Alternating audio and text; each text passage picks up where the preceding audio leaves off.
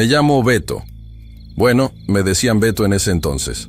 A finales de los 90, yo estaba chavo, tenía unos 19 años, y andaba buscando chamba de lo que fuera para ayudar en la casa. Mi tía conocía a una de las encargadas de la tienda de vestidos de novia, esa que está en la esquina de la Victoria y la Ocampo. Sí, la de la Pascualita. En ese tiempo, yo no le daba importancia. Para mí era solo un maniquí viejo, que servía de referencia para que los gringos y la gente de fuera se pararan a tomar fotos. Me contrataron para mantenimiento básico, limpiar los pisos, mover cajas de mercancía, ayudar con la limpieza de los ventanales y de vez en cuando hacer de guardia cuando llegaban cargamentos de telas pesadas de noche. La primera vez que la vi de cerca, pero de verdad de cerca, fue una noche de octubre. Hacía un aire de esos que solo se sienten en Chihuahua, un viento seco que te cala los huesos.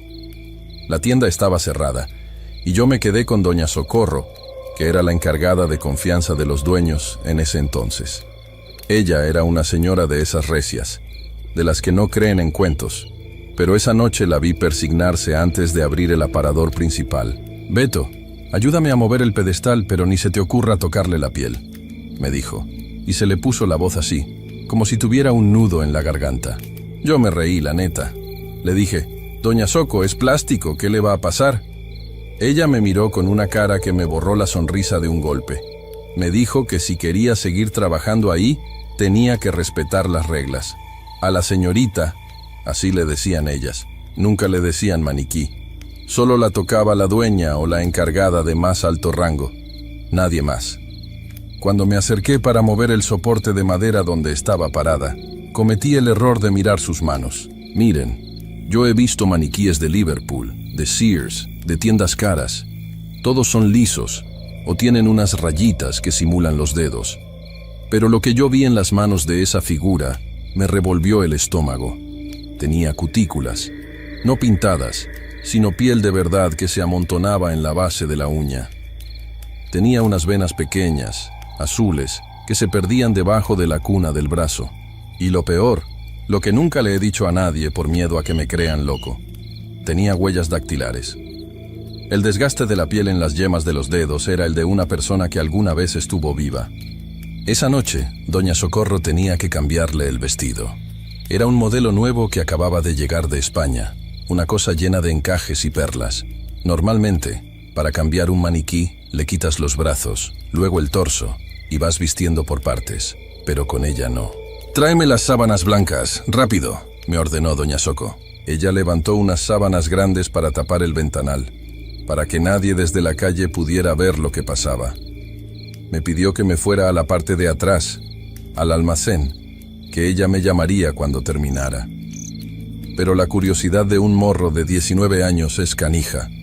Me quedé escondido detrás de una fila de estantes de terciopelo. Desde ahí, por un hueco entre las telas, vi algo que todavía me hace despertar sudando. Doña Socorro no estaba desarmando a la señorita.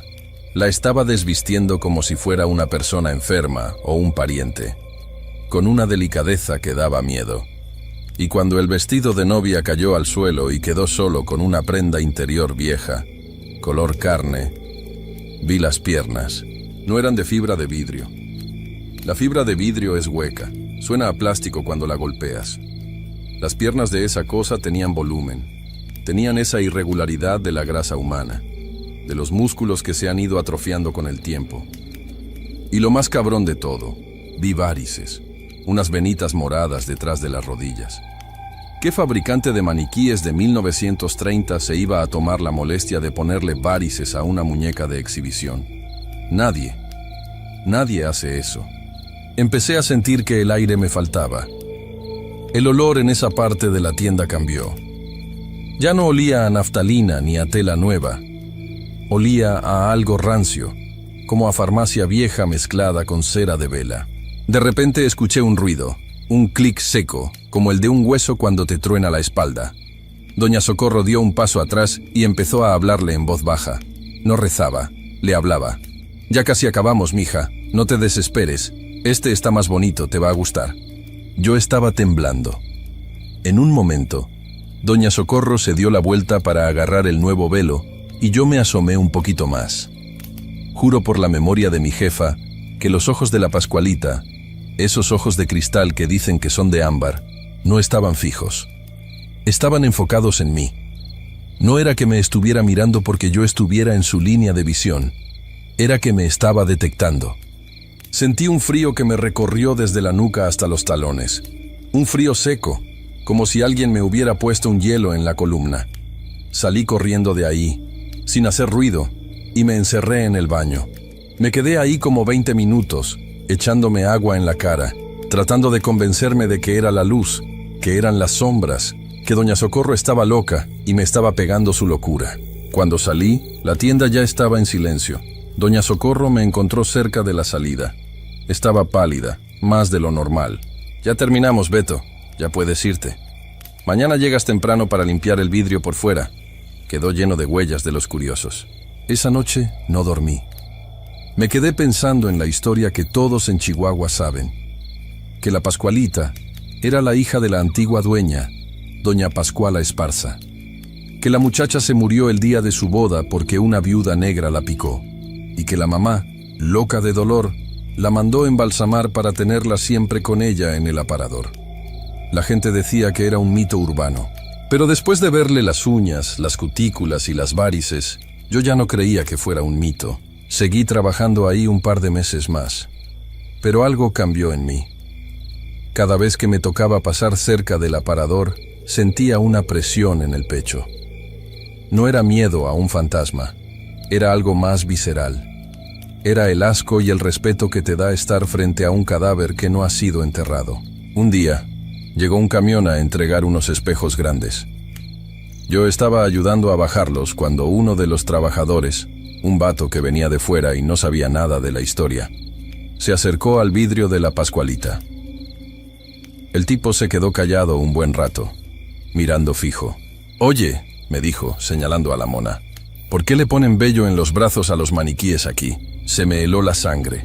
Me acerqué y, efectivamente, bajo la luz del sol que pegaba de lado, se veían unos vellitos finos, rubios, casi invisibles, en el antebrazo de la figura. Eran poros, eran folículos. Ese fue mi límite. Esa misma tarde, le dije a doña Socorro que ya no podía seguir. Inventé que mi mamá estaba enferma y que tenía que irme a Delicias a cuidarla. Ella no me preguntó nada. Solo me miró con una lástima muy profunda, como si supiera exactamente lo que yo había visto. Me pagó la semana y me dio un extra. «Beto», me dijo antes de que cruzara la puerta, «no hables de más. Hay cosas que es mejor dejar que la gente crea que son cuentos, porque la verdad es mucho más pesada de cargar». Han pasado muchos años. La tienda ha cambiado de dueños. Dicen que la Pascualita original ya no es la que está ahí, que la cambiaron por una de cera para que no se deshiciera, o que se la llevaron a una exposición y nunca regresó. Otros dicen que sigue ahí, escondida bajo capas de maquillaje y barniz grueso para tapar la descomposición que el tiempo no perdona. Yo paso por esa esquina a veces, ya de viejo, con mis hijos. Ellos se ríen y dicen: «Mira, papá, la novia cadáver». Yo no me río. Yo sé lo que es ver la muerte vestida de encaje blanco, esperando que den las 12 para que alguien le cambie el vestido y le hable como si todavía pudiera escuchar. La gente busca lo sobrenatural en ruidos y sombras, pero lo verdaderamente terrorífico es lo que se queda quieto, lo que está ahí a plena vista, bajo la luz de una lámpara de 60 watts, mostrándote que la frontera entre un objeto y un cuerpo es mucho más delgada de lo que nos gusta admitir. A veces, cuando el viento sopla fuerte en el centro de Chihuahua, todavía puedo oler ese aroma rancio, ese olor a farmacia y a carne vieja que se me quedó pegado en la nariz aquella noche de octubre. Y entonces sé que, sea lo que sea que esté en ese aparador, no es de plástico. Jamás lo fue.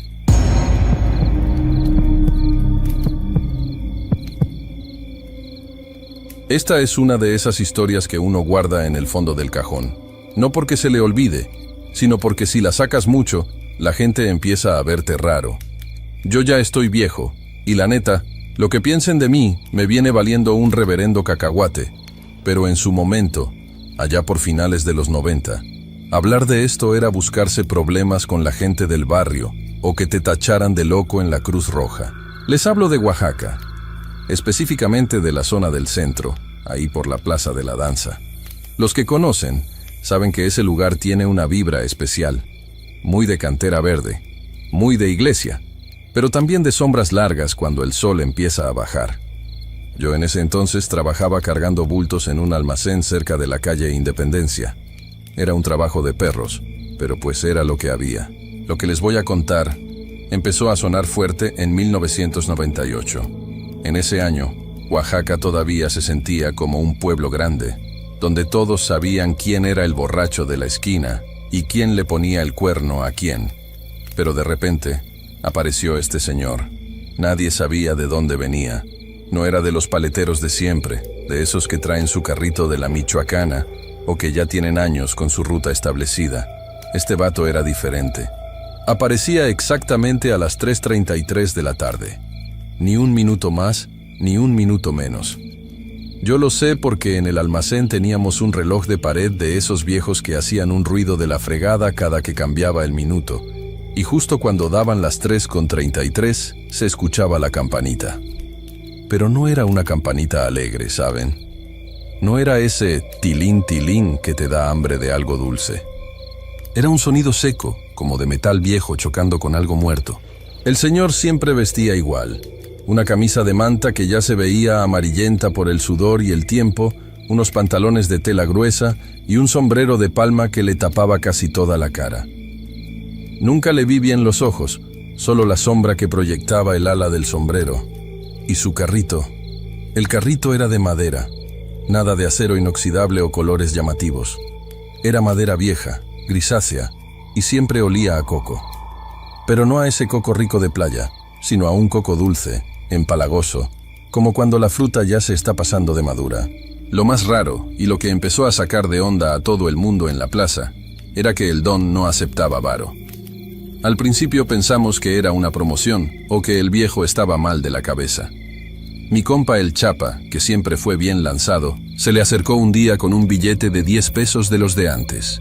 «Deme una de coco, jefe», le dijo el Chapa. El viejo ni siquiera miró el billete. Se quedó ahí parado, tieso como un poste, y con una voz que parecía que traía arena en la garganta, le dijo: «No quiero tu papel, dame algo que sea tuyo de verdad. Un pelo de tu barba, una uña, o cuéntame algo que nadie más sepa, algo que te pese en el pecho». El Chapa se rió. Pensó que era un místico de esos que abundan en el centro, y de puro juego se arrancó un pelo de la ceja y se lo puso en la mano. El viejo cerró el puño, abrió la tapa del carrito, de donde salió un vapor frío que calaba hasta los huesos a pesar del calorón que hacía, y le entregó una paleta. Yo probé un pedazo de esa paleta. Estaba increíble. No sé cómo explicarlo.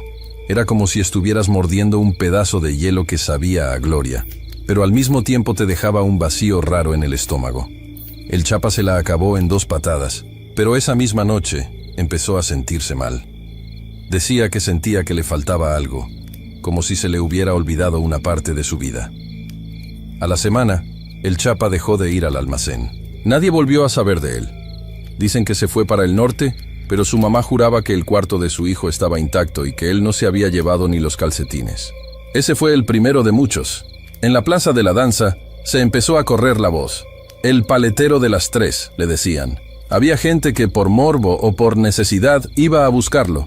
Vi señoras de copete alto dándole secretos que seguro eran de confesionario a cambio de una paleta. Vi chamacos entregando dientes de leche. Lo cabrón era que el que se negaba a pagarle después de haberle preguntado el precio, o el que se burlaba de él, ya no llegaba a su casa al día siguiente. No era de que los secuestraran, simplemente se esfumaban, como si la ciudad se los tragara. La policía de Oaxaca, ya saben cómo es, ni se metía. Decían que eran desapariciones voluntarias. Pero nosotros, los que andábamos en la calle, sabíamos que el viejo del sombrero de palma tenía algo que ver. Llegamos al 2001. Para ese entonces, la plaza de la danza ya se sentía pesada a esa hora. Los comerciantes de las nieves tradicionales le tenían miedo. Si el viejo aparecía, ellos se callaban. Nadie le hacía competencia. Cerca de donde yo vivía, en un cuarto de vecindad por el barrio de Jalatlaco, vivía una familia bien amolada. El papá, un tal Faustino, era un tipo violento, de esos que cuando se les sube el mezcal, no conocen ni a su madre. Le pegaba a su mujer y al niño, un huerco de unos 8 años que se llamaba Beto. El chamaco siempre andaba con moretones en los brazos, bien callado, con los ojos siempre mirando al piso. Un día de esos de mayo, donde el calor en Oaxaca te pone de malas y el aire se siente como si estuvieras adentro de un horno, Faustino se pasó de la raya. Le puso una madriza a la señora que casi la deja inconsciente en el patio de la vecindad. El niño, Beto, salió corriendo. Yo lo vi pasar por la calle. Iba llorando pero sin hacer ruido, de esa forma en que lloran los niños que ya están rotos por dentro. Se fue derechito a la plaza de la danza. Eran casi las 3:30. Yo iba caminando por ahí porque me habían mandado a recoger unas facturas. Me detuve a descansar un momento bajo la sombra de un árbol cuando vi al viejo del carrito aparecer. El sonido de la campanita. Clank, clank. Beto se le acercó. El niño no tenía dinero. No tenía nada más que su miedo. El viejo se detuvo frente a él. Por primera vez en 3 años, vi que el paletero se inclinaba un poco, como si estuviera escuchando algo muy lejano. ¿Quieres una de coco, chamaco?, le dijo el viejo. Beto asintió, limpiándose los mocos con la manga de la playera mugrosa. No tengo dinero, alcanzó a decir el niño. Ya sabes que aquí no se usa eso. Dame algo valioso, algo que quieras que desaparezca. El niño se quedó callado un momento. Susurró algo que yo no alcancé a oír desde donde estaba, pero el viejo soltó una carcajada seca, como el crujir de hojas muertas. El nombre de tu padre. Es un precio justo. Dímelo y la paleta es tuya. Pero recuerda, lo que se entrega aquí ya no pertenece a este mundo. Beto no lo dudó. Dijo el nombre completo de Faustino, con apellido y todo. El viejo sacó una paleta, se la dio al niño, y Beto empezó a lamerla con una desesperación casi animal. Yo me sentí mal. Se me erizó la piel. Había algo en la forma en que el niño comía esa paleta que no era normal. El blanco del coco parecía brillar de una forma enferma. Esa noche no pude dormir bien. El calor no bajaba y el ruido de los grillos me ponía nervioso. A eso de las 4 de la mañana se escucharon gritos en la vecindad. Pero no eran gritos de pelea. Eran gritos de espanto. Salí al patio con los otros vecinos. La mujer de Faustino estaba en la entrada de su cuarto apuntando hacia la calle. El carrito del paletero estaba ahí, parado justo en medio de la calle empedrada, sin nadie que lo estuviera empujando. La tapa de madera estaba abierta. Nos acercamos con miedo. El olor a coco era tan fuerte que te hacía querer vomitar. Cuando nos asomamos al interior del carrito, que no medía más de 1 metro de largo, nos quedamos helados. Ahí adentro estaba Faustino, pero no estaba doblado ni roto para caber. Estaba comprimido. Su cuerpo se veía pequeño, como si hubiera sido esculpido en hielo.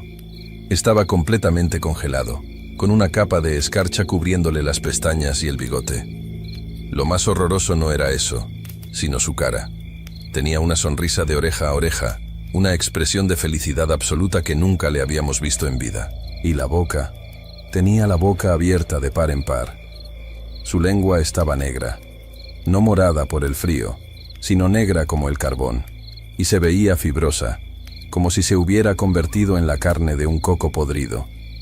Estaba tan duro que cuando uno de los vecinos intentó tocarlo, el dedo se le quedó pegado a la piel de Faustino, como si fuera un hielito sacado del congelador. Llamamos a la policía, pero para cuando llegaron, el sol ya estaba saliendo. El hielo del carrito se empezó a derretir, pero no se hacía agua. Se hacía un líquido espeso, blanco y lechoso, que olía a dulce y a muerto. Cuando finalmente sacaron el cuerpo, Faustino pesaba menos que un niño. Estaba hueco por dentro. El paletero nunca volvió a aparecer en la plaza de la danza. Nunca. Se esfumó ese mismo día. A Beto y a su mamá les perdimos la pista a los pocos meses. Se fueron del estado, supongo que a intentar olvidar. A veces, cuando paso por esa plaza a las 3 de la tarde, todavía me parece escuchar la campanita. Me da por revisar si traigo monedas en la bolsa, solo por la costumbre, pero luego me acuerdo de Faustino y de su lengua negra, y me doy cuenta de que hay cosas en esta ciudad que no se compran con dinero.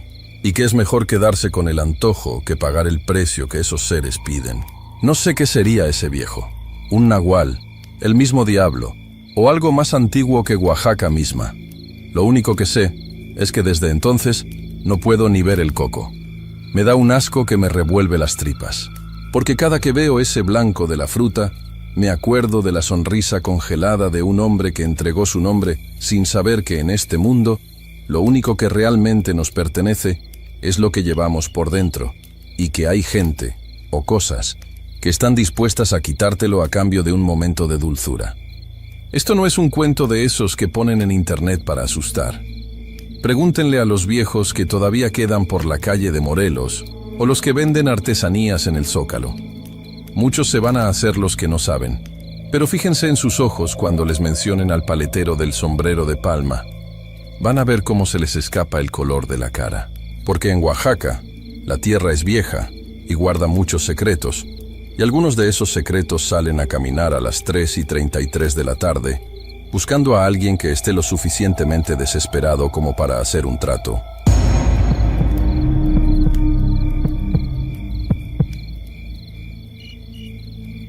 Voy a escribir esto aquí porque sinceramente ya pasaron más de 10 años y aunque me fui del país hace rato y ahora vivo en Madrid repartiendo paquetes, hay noches en las que el olor a aceite quemado me despierta sudando frío. No es paja. Sé que suena a cuento de camino, a leyenda urbana de esas que le cuentan a los carajitos para que no salgan de noche, pero lo que pasó en el 23 de enero durante las guarimbas del 2014 fue real, o al menos tan real como el hambre que pasábamos en esa época. Para que entiendan el contexto, y perdonen si me extiendo, pero es necesario. 2014 en Caracas no era un chiste. La situación estaba jodida. No se conseguía un coño en los supermercados. La harina Pean era oro en polvo. El aceite no existía. Y la carne, bueno, la carne era un mito para la mayoría de nosotros que vivíamos al día. Yo vivía alquilado en una habitación pequeña cerca de los bloques grandes del 23, por la zona F. Trabajaba de mototaxi durante el día y a veces hacía carreras de noche, aunque era un suicidio. El ambiente en el barrio era denso. Entre los colectivos armados patrullando, la Guardia Nacional lanzando lacrimógenas abajo en la autopista y el AMPA común que aprovechaba el desorden, uno vivía con el culo a 2 manos. Pero el hambre, mis panas, el hambre te hace hacer vainas estúpidas, y el hambre te hace ver cosas donde no las hay, o ignorar las que sí están ahí. Empezó a sonar el rumor de un tipo nuevo vendiendo comida. El arepero de la madrugada, le decían algunos viejos borrachos en la licorería. Decían que el tipo se ponía lejísimos, casi llegando a una de las veredas ciegas que dan hacia el monte, donde la iluminación pública se había jodido hacía años y nadie del gobierno había subido a cambiar los bombillos. Lo raro no era que vendiera arepas. En Venezuela todo el mundo mataba tigres vendiendo lo que fuera. Lo raro era que el tipo tenía con qué hacerlas. ¿De dónde carajo sacaba la masa? ¿Y la carne? ¿Y el aceite? En un momento donde tenías que calarte colas de 8 horas por 2 paquetes de harina, este bicho aparecía de la nada con un carrito de acero inoxidable impecable, friendo como si no hubiera mañana. Yo lo vi por primera vez un martes. Eran como las 12:00 am. Yo venía de dejar a una enfermera en el hospital clínico y subía con la moto apagada para no despertar a los malandros de la zona, dejándola rodar por la inercia en la bajada, antes de meterla al edificio. Ahí me pegó el olor. Mierda, ese olor. No olía a arepa normal. ¿Saben a lo que me refiero? Ese olorcito a maíz tostado que te recuerda a la casa de tu abuela. No. Esto olía denso, pesado. Olía a manteca de cerdo vieja, pero tenía un fondo metálico. Como cuando te muerdes la lengua y te tragas la sangre, pero mezclado con comino y onoto. Mi estómago rugió tan duro que pensé que me había escuchado medio bloque. Ahí estaba, un carrito plateado, brillante, que desentonaba arrechamente con la pared llena de grafitis políticos y huecos de bala que tenía detrás. El tipo era un espectáculo. Moreno, bajito, pero macizo, como esos estibadores del puerto de La Guaira que cargan sacos de cemento como si fueran almohadas. Llevaba un delantal blanco, pero blanco inmaculado, blanco de comercial de detergente. En el 23 de enero, donde el agua llegaba cada 15 días y todo estaba cubierto de una capa de hollín y tierra. Ese delantal brillaba bajo la única luz amarillenta que quedaba en el poste. Me acerqué. La curiosidad y el hambre me ganaron. «Buenas noches, patrón», dije, tratando de sonar casual, con la mano cerca del koala donde guardaba la plata. Y una navaja, por si acaso. El tipo no me miró. Estaba amasando. Y aquí viene la primera vaina rara. La masa no era blanca ni amarilla. Era roja. Un rojo oscuro, terroso, como arcilla mojada o carne molida muy fina. Pensé, seguro le echó pimentón o ají dulce para rendirla. Uno en la crisis inventaba cualquier vaina. «¿De qué son?», pregunté.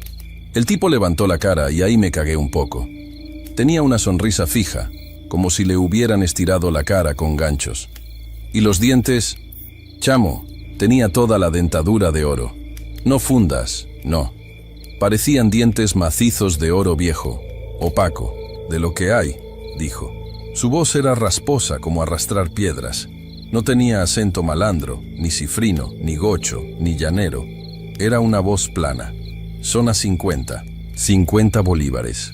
Era caro para una arepa en la calle en ese momento, pero barato si tenía carne de verdad. «Dame una», le dije. Me sirvió la arepa. Estaba hirviendo. La masa roja se había puesto casi negra al freírse, crujiente. El relleno era una carne desmechada que se veía jugosa, demasiado jugosa. Me la comí ahí mismo, de pie, al lado de la moto. El sabor era indescriptible. Era salado, intenso. La carne se deshacía en la boca, pero tenía una textura extraña, suave, sin hebras largas como la falda de res. Sabía a cochino, pero más dulce. Me la bajé en 3 mordiscos. El hambre que tenía era tal que no me paré a analizar por qué me sentía un poco mareado después del primer bocado. «¿Estaba buena?», preguntó el tipo, limpiando el borde del carrito con un trapo que también estaba inmaculadamente blanco. «Salvó la patria, hermano», le respondí. «¿De dónde saca la carne? Está mundial». El tipo sonrió más amplio. El oro de sus dientes brilló con el reflejo de la lámpara de gas que tenía en el carrito. «Se consigue», dijo. «En esta ciudad se pierde mucha gente, chamo. Muchas cosas se pierden. Yo solo reciclo». Me reí, pensando que era un chiste negro sobre la situación del país. Le pagué y me fui. Esa noche dormí como un tronco, pero soñé cosas feas. Soñé que caminaba por un túnel de carne cruda que palpitaba y que mis pies se hundían en un piso de dientes. La vaina se puso turbia de verdad 2 semanas después. Era viernes. El barrio estaba caliente.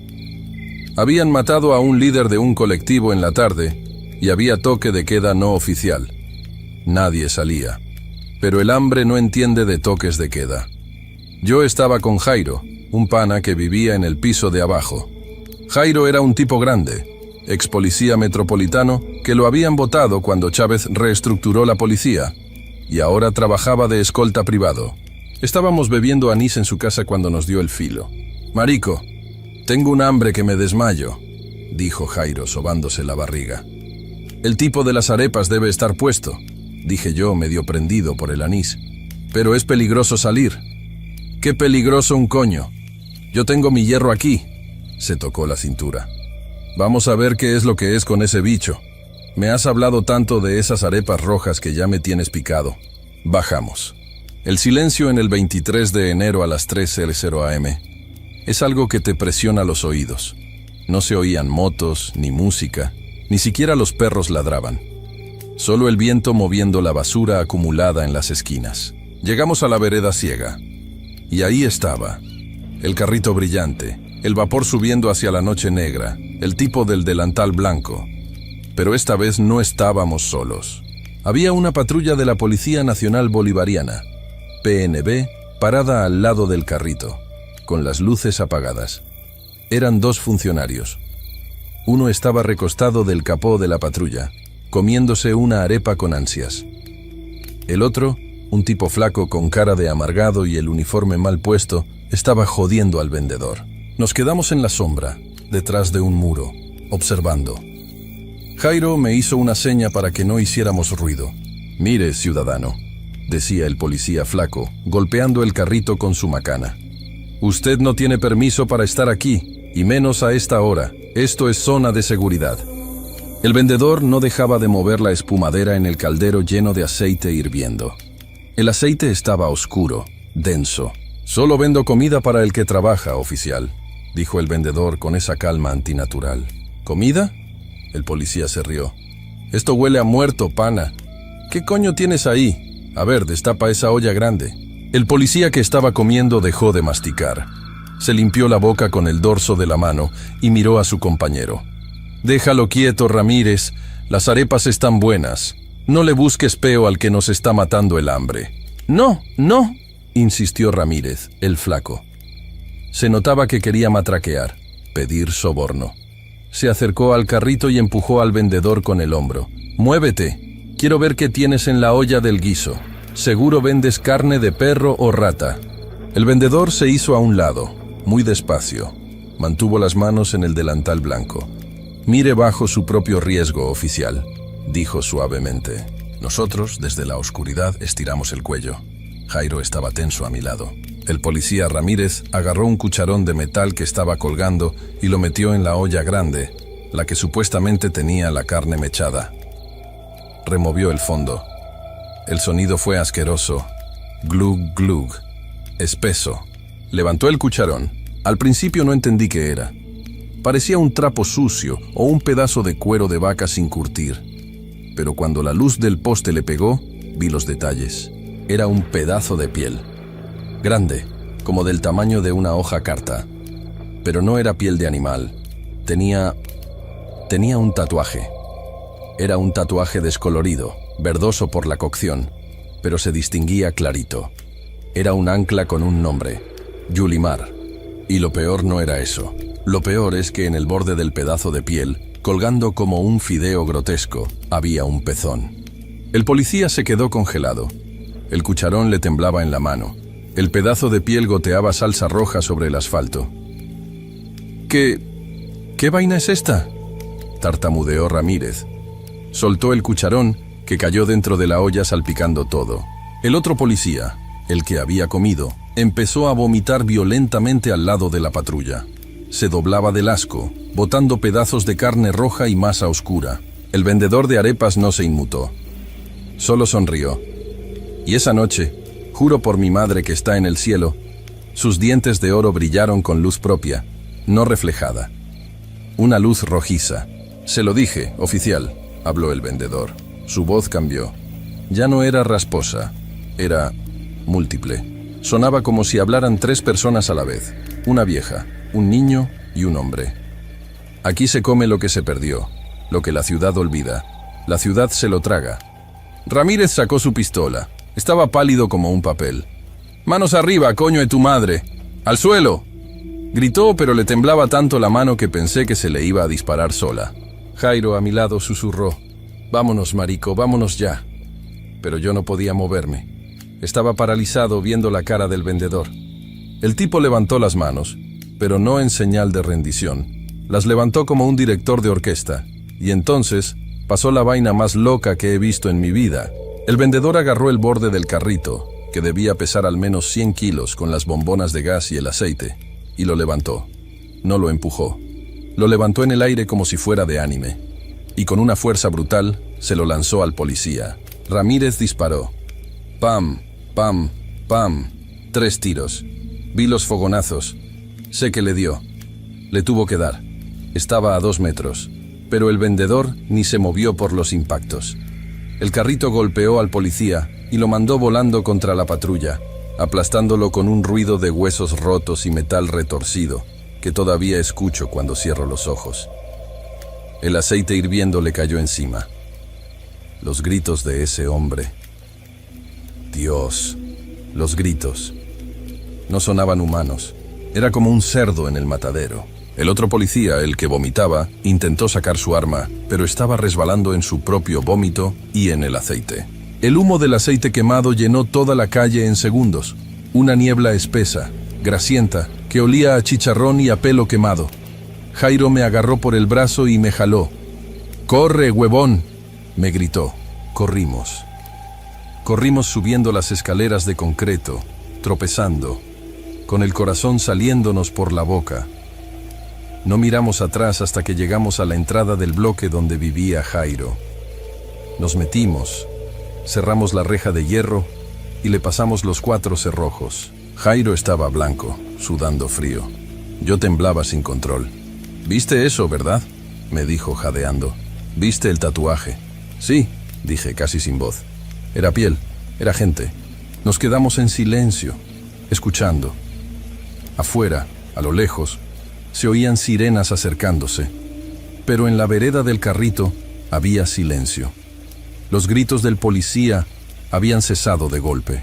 Al día siguiente, cuando salió el sol, bajamos. Teníamos que ver. La curiosidad morbosa es una vaina seria. Llegamos al sitio. Había cintas amarillas de no pase del CICPC, la policía científica, pero ya se estaban yendo.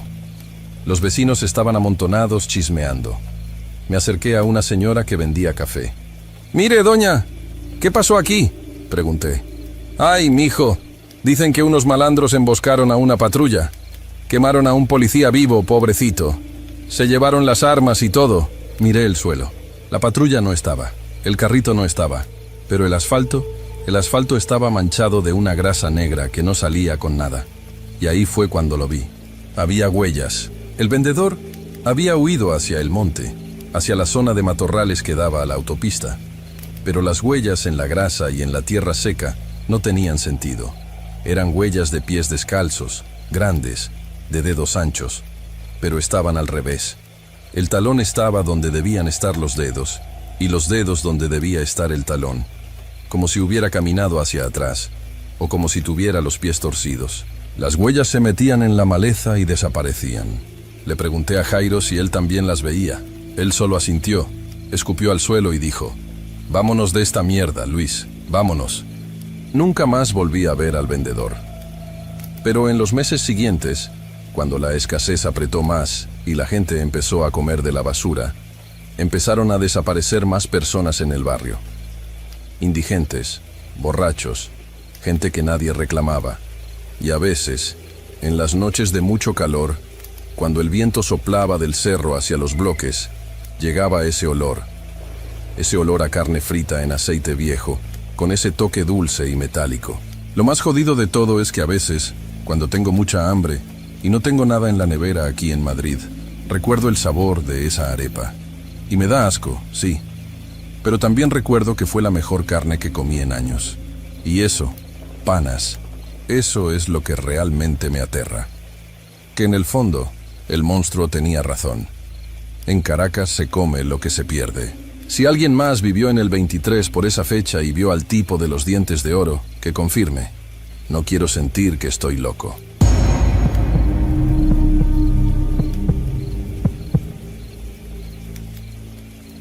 Este es un relato que me pasó a mí y a una conocida, Lorena, a mediados de 2019. No busco que me crean, de hecho. Si lo leen y piensan que es una boludez, mejor para ustedes. Yo todavía no puedo pasar por la zona de Plaza Miserere sin que se me revuelva el estómago. Lo escribo acá porque en su momento no se lo pude contar a nadie sin que me trataran de loco o de que estaba flasheando por el estrés del laburo. En esa época, yo laburaba en un local de repuestos de heladeras por la zona de Warnes, pero vivía en Merlo.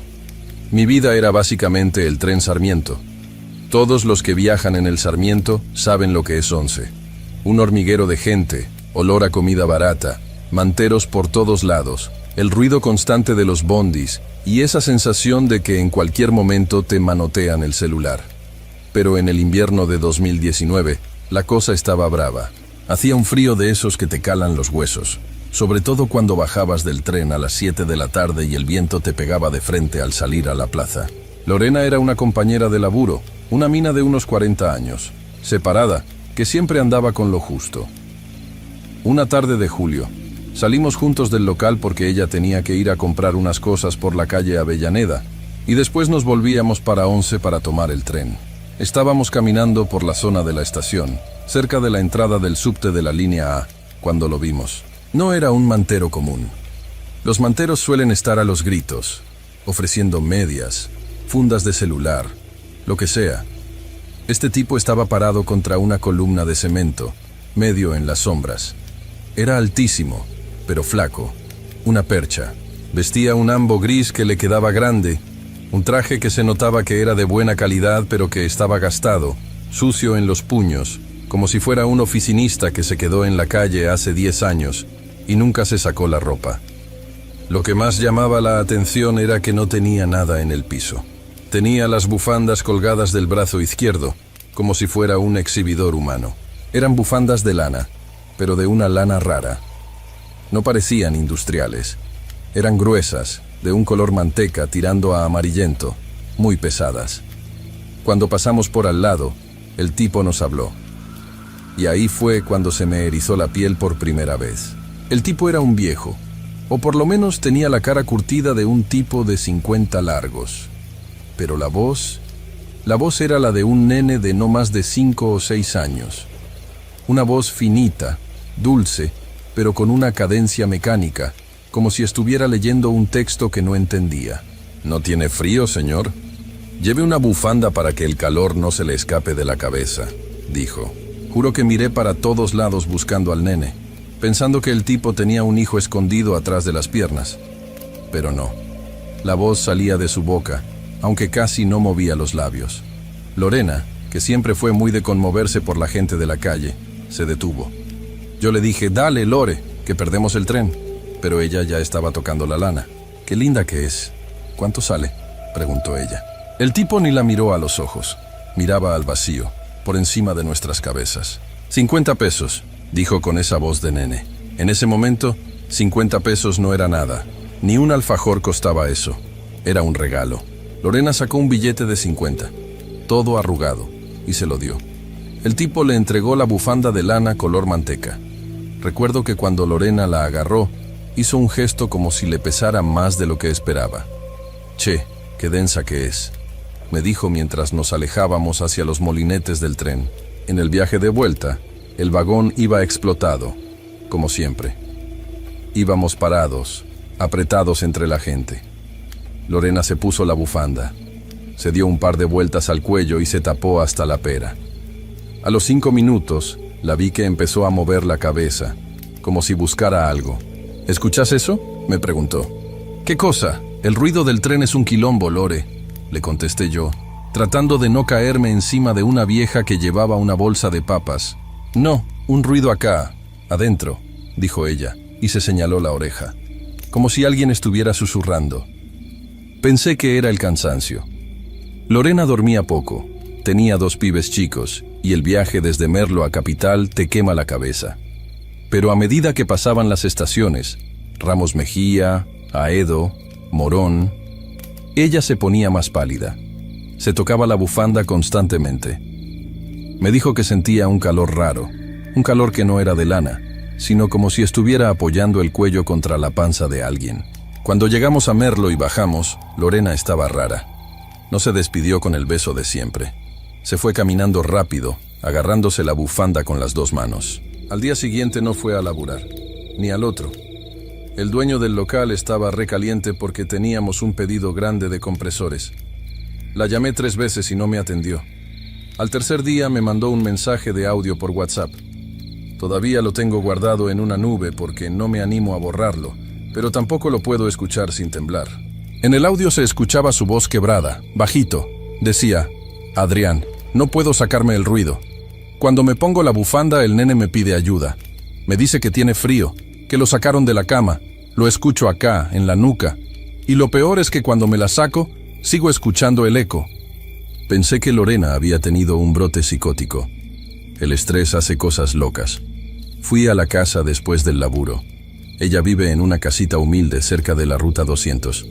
Cuando me abrió la puerta, no la reconocí. Tenía ojeras negras, profundas, y el cuello todo colorado, irritado, como si se hubiera estado rascando con una lija. La bufanda estaba arriba de la mesa de la cocina. Parecía que brillaba bajo la luz mortecina del foquito de bajo consumo. «Esa mierda tiene algo adentro, Adrián», me dijo señalando la bufanda. «Anoche me quedé despierta. La voz no viene del aire, viene de los hilos. Sentí que algo se movía adentro del tejido». Yo, tratando de ser el racional, el tipo que no cree en brujerías, agarré una tijera de cocina que estaba ahí. «Mirá, Lore, La vamos a descoser y vas a ver que es pura lana de oveja mal lavada y listo, le dije. Empecé a cortar el borde. La lana era durísima. Tuve que hacer fuerza. Cuando logré abrir un tajo de unos 10 centímetros, el olor nos pegó en la cara. No era olor a naftalina ni a humedad. Era un olor ferroso, como el de la carne cuando la dejas un rato afuera de la heladera, mezclado con un aroma dulzón, como de talco para bebés. Metí los dedos adentro del tejido. La bufanda no era solo lana. Entre los hilos de color manteca, había mechones de otra cosa. Eran pelos. Pelos humanos, muy finitos, rubios y castaños, que estaban trenzados con la lana de una manera tan apretada que parecían parte de la misma fibra. Pero lo más horroroso fue cuando llegamos al centro, a la parte que quedaba justo sobre la nuca de Lorena. Había una especie de nudo rígido, del tamaño de una nuez. Cuando lo corté y lo saqué, se me cayó de las manos al piso de baldosas. No era madera, no era plástico, era un tejido orgánico, seco, pero flexible, de un color grisáceo. Tenía una forma cilíndrica, con unos filamentos que se extendían hacia los costados, integrándose a la bufanda. Lorena pegó un grito que todavía me suena en los oídos. Eso que estaba en el piso parecía una laringe, un conjunto de cuerdas vocales humanas, disecadas, pero que al tacto todavía se sentían elásticas.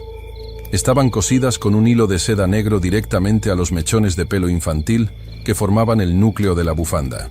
En ese momento, el aire en la cocina se puso pesadísimo. El silencio que siguió fue peor que cualquier grito. Y de repente, de la bufanda que estaba abierta sobre la mesa, salió un suspiro. No fue el viento, fue un suspiro articulado. «Tengo frío», dijo la voz de Nene. Pero no salió de la boca de nadie. Salió de la lana despanzurrada. Lorena entró en crisis. Empezó a llorar y a decir que quemáramos eso. Yo estaba en shock.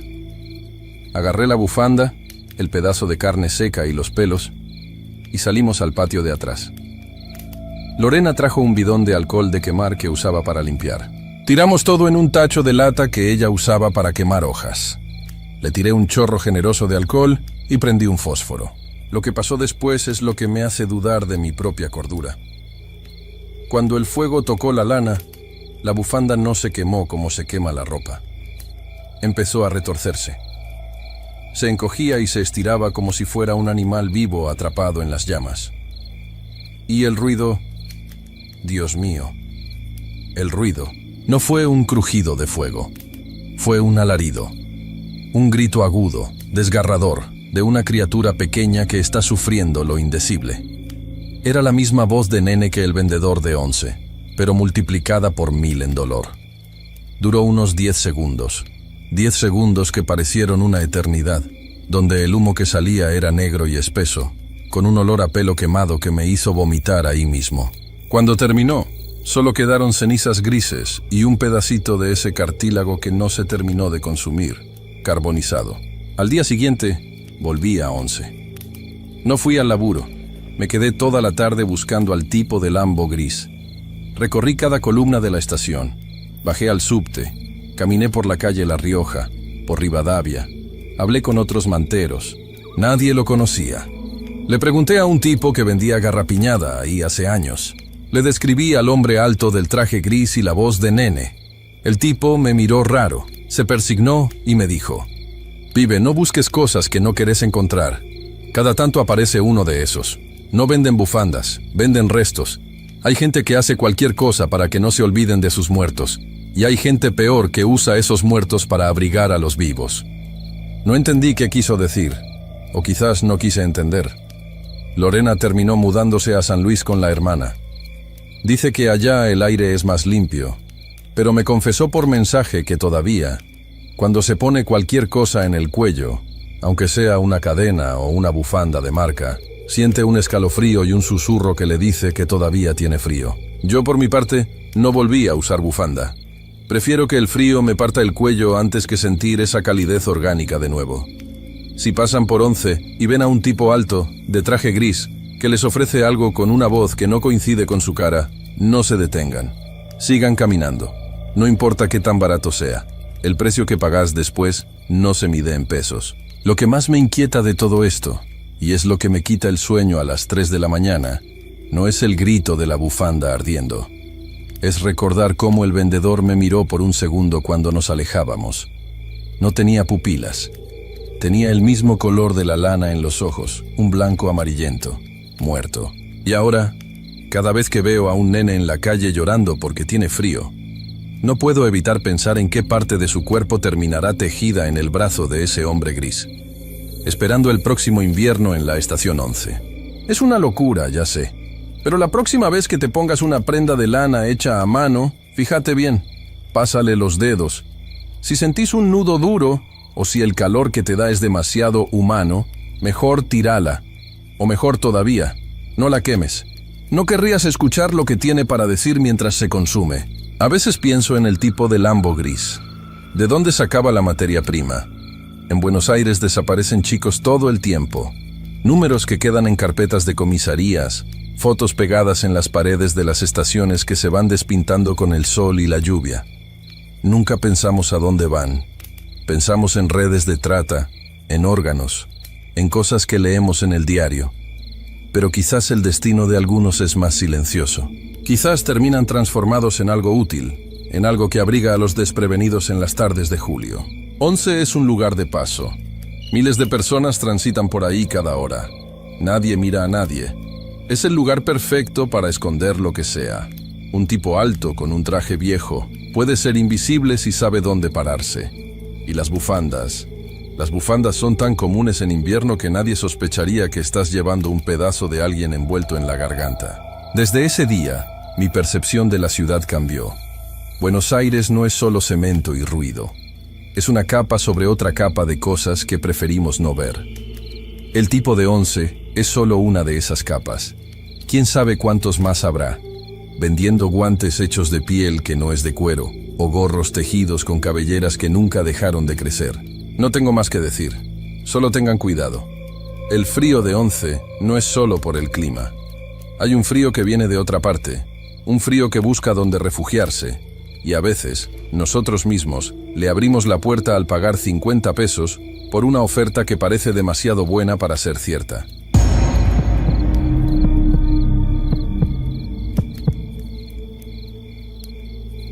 Esto pasó a finales del verano de 2016. Febrero o marzo, no estoy seguro. Pero hacía ese calor pegajoso de Lima que te pone de mal humor. Ese cielo panza de burro que te aplasta. Yo vivía en San Miguel en esa época, pero bajaba siempre al mercado de Magdalena porque las cosas eran más baratas y, la verdad, me gustaba el caos. Ese mercado es un mundo aparte. Tienes la zona de las flores que huele a velorio y a primavera al mismo tiempo, la zona de las carnes donde la sangre corre por las canaletas, y afuera, el infierno de las mototaxis y los jaladores. En esa época, yo estaba pateando latas. Me habían botado de un call center en la AVE, la Marina, y andaba cuidando cada moneda. Por eso el cartelito de cartón, escrito con plumón negro grueso, me llamó la atención. Ceviche de cabeza, potón, S, 1-0. Una luca, huevón, un sol. Incluso en 2016, un ceviche de carretilla decente no bajaba de 2,50 o 3 soles si querías que tuviera camote y canchita. Pero este tío lo vendía a un sol. La carretilla no tenía nombre, ni esos vinilos coloridos de El Rey del Mar, ni nada. Era una mesa de metal despintada, con llantas de bicicleta y una sombrilla de playa de publicidad de cerveza Cristal que ya estaba casi gris de tanto humo de micro. El vendedor, al que le decíamos el mudo, aunque hablaba, pero poco, era un tipo que no llamaba la atención. Promedio. Pelo negro, corto, cara de nada, piel curtida. Siempre usaba un polo de fútbol de algún equipo europeo bamba, creo que del Chelsea, y un mandil blanco que, extrañamente, siempre estaba impecable. Eso me daba confianza. El tío es limpio, pensaba yo. ¡Qué estúpido!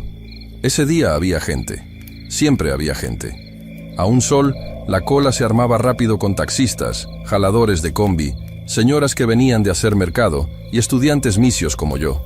El olor que salía de esa carretilla era potente. No olía a pescado podrido, para nada. Olía a limón fresco, a ají limo recién cortado y culantro. Pero había un fondo.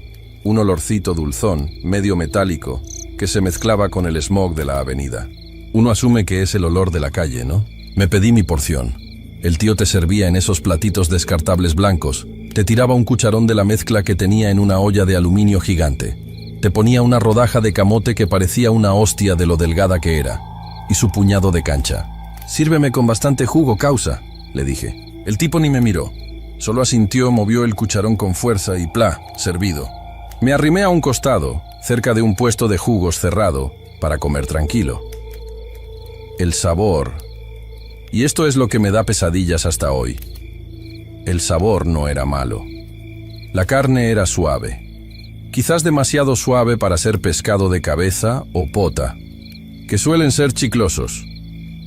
Tenía una textura rara, como cuando comes pollo sancochado que se deshace, pero con el sabor fuerte del limón y el ají, pasaba.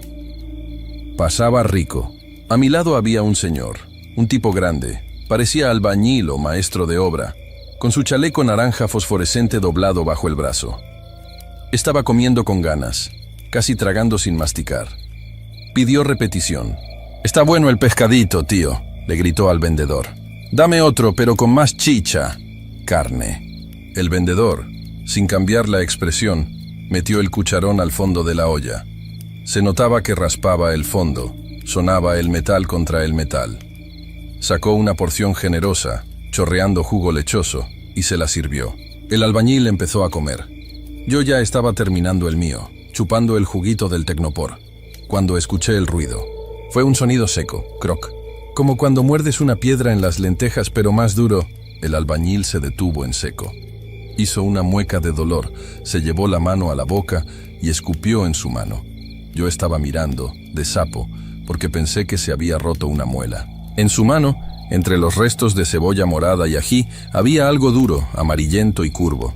«¿Qué chucha es esto?», dijo el señor, limpiando el objeto con el dedo. Parecía una escama grande, muy dura, o un hueso, pero la forma era rara. Era convexa. El albañil la miró bien a la luz del sol. Se puso pálido. Yo me acerqué un poco. La curiosidad me ganó. Era una uña, pero no una uña cortada, esas que vuelan cuando te cortas.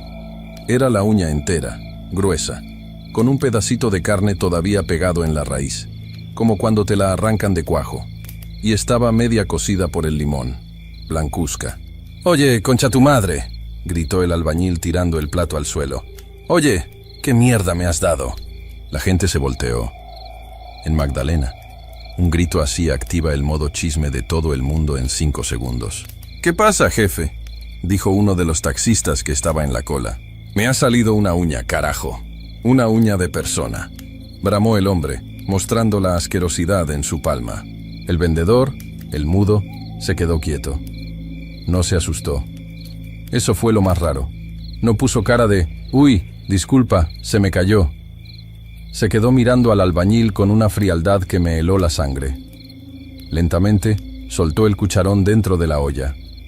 «Será de pescado, jefe», dijo el vendedor. Su voz era ronca, bajita. «¿Qué pescado tiene uñas así, huevón?». El albañil estaba furioso, y con razón.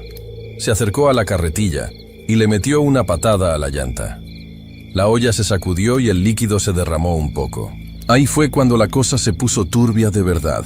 El movimiento de la olla hizo que algo más subiera a la superficie o se acomodara. Otro cliente, una señora que estaba justo por recibir su plato, gritó. Un grito agudo, de esos que te taladran el oído. «¡Ay, Dios mío! ¡Hay algo que brilla!».